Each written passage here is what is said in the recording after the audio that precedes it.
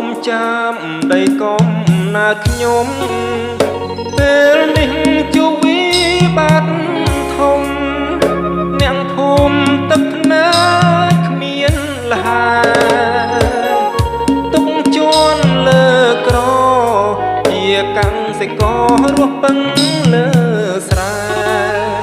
ស្រូវទុំព្រំដែនជាប់ខ្សែបែរជាលួងចេញមិនបា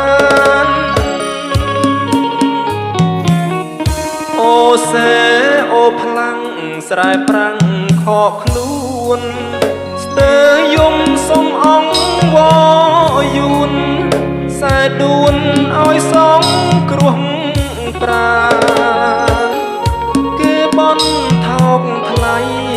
ពុំកំរិតទទួលមិនបានអ្នកភូមិដឹកស្រូវចូលឋានប្រះប្រានដងដង្ហើមធំកាលស្រូវទៅព្រោះយកប្លង់ខ្ចីលុយអង្គការសង្ឃឹមវាសនាគិតថាបានរស់សំរុំជីថ្នាំឡើងថ្លៃក៏មិនថ្មីបងប្អូនស៊ូទ្រាំឥឡូវដល់ពេលស្រូវទុំមិនដាច់ស្រូវចុងថោកទៅវិញខ្ញុំងើយស៊ូមេឃស្រែកស៊ូទេវតាតើខ្ញុំត្រូវធ្វើយ៉ាងណាទៅផុតទុកមនោទោមនិញវិបត្តិភូមិខ្ញុំ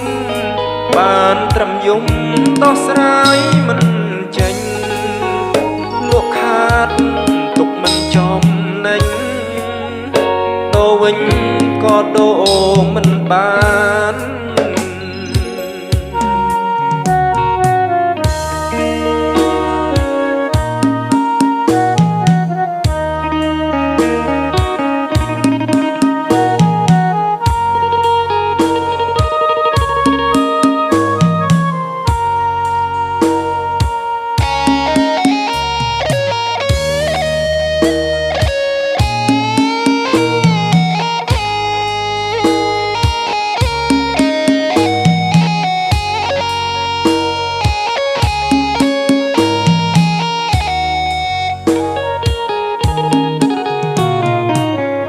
ខ្ញុំងើយស៊ូមេឃស្រែកស៊ូ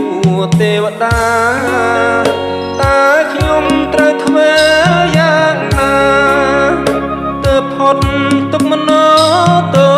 មនិញវិបត្តិភូមិខ្ញុំ